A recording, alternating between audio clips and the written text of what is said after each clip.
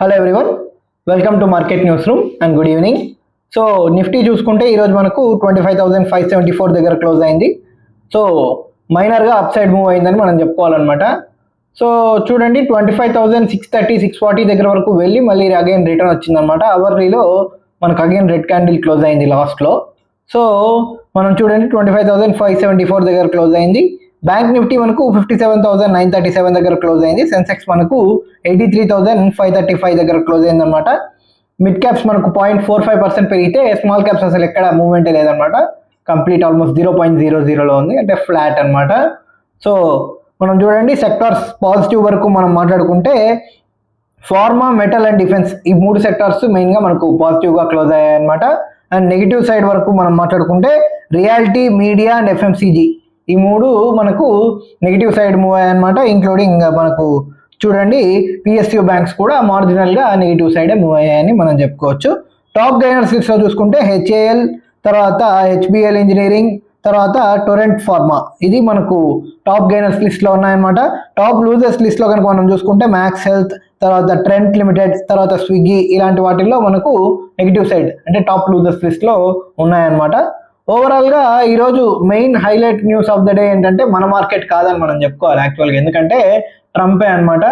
Again US మార్కెటే ప్రస్తుతానికి మనం చూడండి యుఎస్ ఫ్యూచర్స్ అన్ని మనకు ఓవరాల్ యుఎస్ మార్కెట్ కూడా మనకు పాజిటివ్ సైడే మూవ్ అవుతుంది. దానికి కారణం ఏంటి అంటే షట్ డౌన్, ఇంతవరకు యుఎస్ షట్ డౌన్ నడుస్తుంది కదా, సో అది మళ్ళీ తిరిగి స్టార్ట్ అయ్యే అవకాశం ఉందన్నమాట. షట్ డౌన్ ఇంకా ఉండదు, షట్ డౌన్ అయిపోతుంది అని చెప్పి న్యూస్ అయితే వస్తుంది అనమాట. సో మెయిన్గా దానికి కారణం ఏంటి అంటే అపోజిషన్ అండ్ రూలింగ్, అంటే రిపబ్లికన్స్ అండ్ డెమోక్రాట్స్ మధ్య ఒక అండర్స్టాండింగ్ వచ్చింది అని చెప్పి అంటున్నారు అనమాట. సో యుఎస్ మార్కెట్స్ అనేది కొంచెం పాజిటివ్గా ట్రేడ్ అవుతున్నాయి దాని ఇంపాక్ట్ వల్ల. సో ఓవరాల్గా ఈరోజు ట్రంప్ది ఇంకొక మెయిన్ న్యూస్ ఏంటి అంటే మనకు హై క్లాస్ తప్పితే మనం ఏమంటామంటే హై ఎండ్ క్లాస్ అని మనం మాట్లాడుకోవాలి.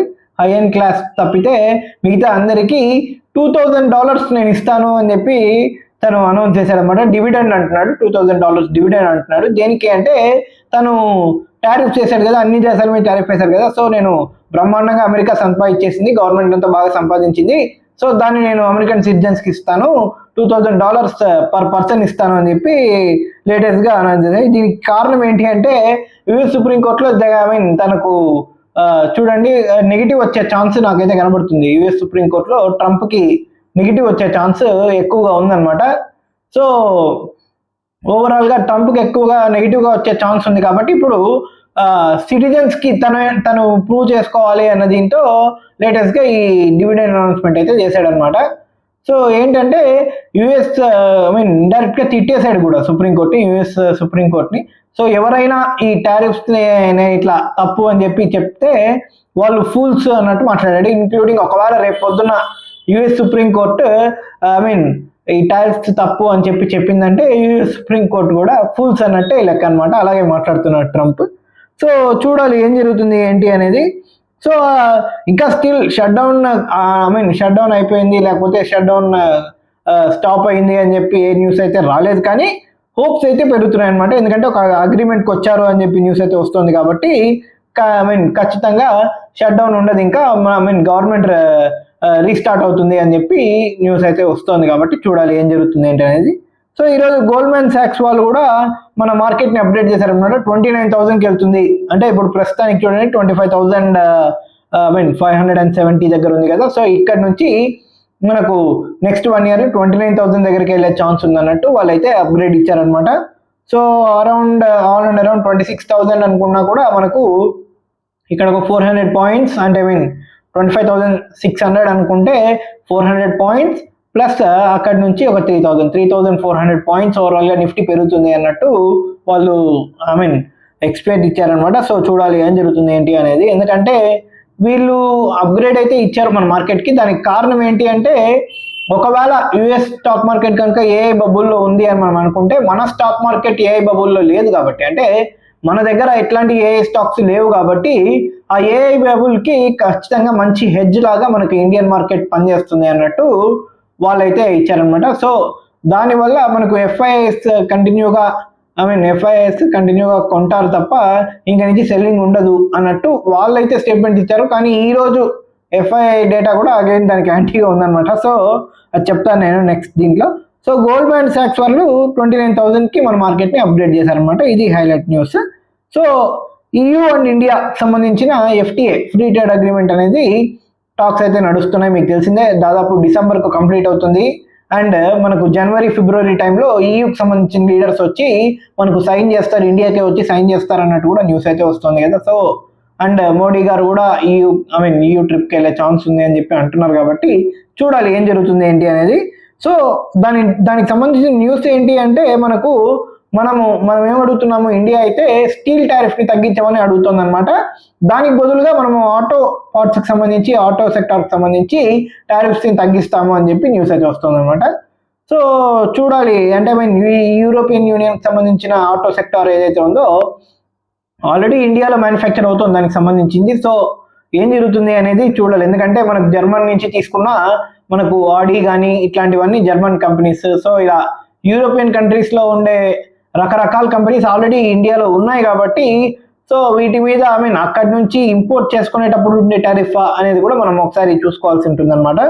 సో ఓవరాల్గా వాళ్ళు ఆటో టారిఫ్ వాళ్ళ కోసం మనం తీసేస్తే మన కోసం వాళ్ళు స్టీల్ టారిఫ్ అనేది తీసేస్తారు అన్నట్టు మనకు ఒక ట్రేడ్ డీల్ అనమాట. సో చూడాలి ఏం జరుగుతుంది ఏంటి అనేది. సో ఓవరాల్గా గోల్డ్ అండ్ సిల్వర్ వరకు మనం మాట్లాడుకుంటే, గోల్డ్ అయితే ఈరోజు చూడండి 2.3% వరకు పెరిగింది. మనకు సిల్వర్ అయితే ఏకంగా 3.3% పెరిగింది. సో గోల్డ్ అయితే అగైన్ పెరుగుతుంది అనమాట. సో ఎవరైనా ఇన్వెస్ట్ చేయాలనుకుంటే డిజిటల్ గోల్డ్లోకి వెళ్ళడం కంటే ఈ గోల్డ్ ETFs లేకపోతే ఫిజికల్ గోల్డ్లోకి వెళ్ళమని అయితే నేను సజెస్ట్ చేస్తాను. Again it's your wish, only suggestion మాత్రమే అనమాట. జస్ట్ మీరు పాటించాలని ఏం లేదు. నేనైతే జనరల్గా ETFsలోనే ఇన్వెస్ట్ చేశాను, అది మాత్రం చెప్పగలను అనమాట.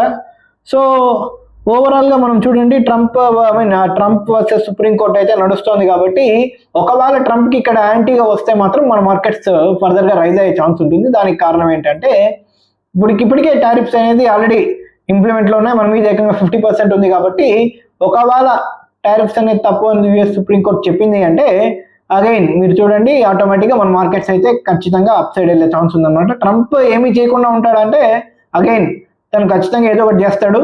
బట్ మనం చూడండి మార్కెట్స్ అనేది ఇమీడియట్గా న్యూస్కి రియాక్ట్ అవుతాయి కాబట్టి ఖచ్చితంగా మార్కెట్ అప్ సైడ్ వెళ్ళే ఛాన్స్ ఉంటుందన్నమాట. ఒకవేళ ఈ జడ్జ్మెంట్ వస్తే అది సబ్జెక్ట్ టు కరెక్షన్ లాగా చెప్పుకోవాలి మనం. ఎందుకంటే ఈ జడ్జ్మెంట్ ఎప్పుడు వస్తుంది తెలీదు, బట్ 1-2 monthsలో వస్తుందా, రావచ్చు.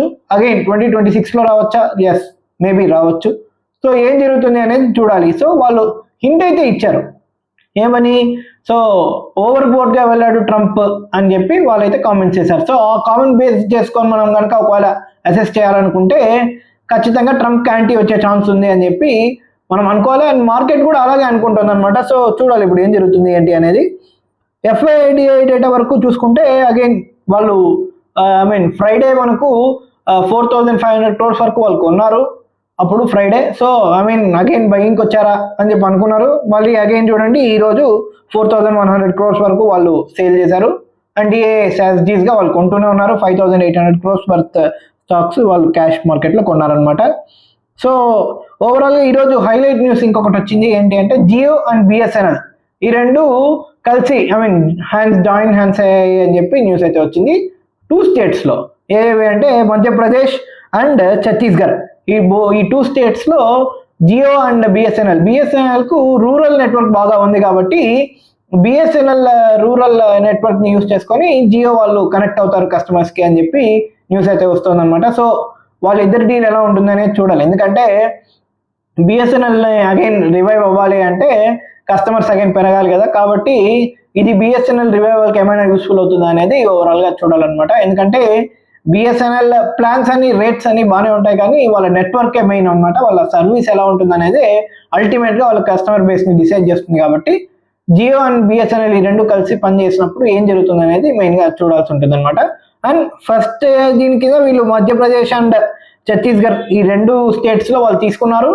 సో ఈ 2 స్టేట్స్లో ఫస్ట్ కలిసి పనిచేస్తారు. దెన్ మిగతా స్టేట్స్కి వాళ్ళు అలాగే ఫర్దర్గా ఎక్స్పాండ్ అవుతారా లేకపోతే ఈ 2 స్టేట్స్కే కన్ఫర్మ్ అవుతారా అనేది టైం విల్ టెల్ అని మనం చెప్పుకోవాలన్నమాట. ఓవరాల్ ఇదే అనమాట మార్కెట్ హైలైట్ న్యూస్.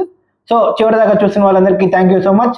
మళ్ళీ రేపు మార్కెట్ అనాలిసిస్ వీడియోలో మళ్ళీ కలుద్దాం. Until then take care, bye bye and good night. And ఛానల్ని తప్పకుండా సబ్స్క్రైబ్ చేసుకోండి అండ్ బెల్ ఐకాన్ ఆన్లో పెట్టుకోండి. Good night.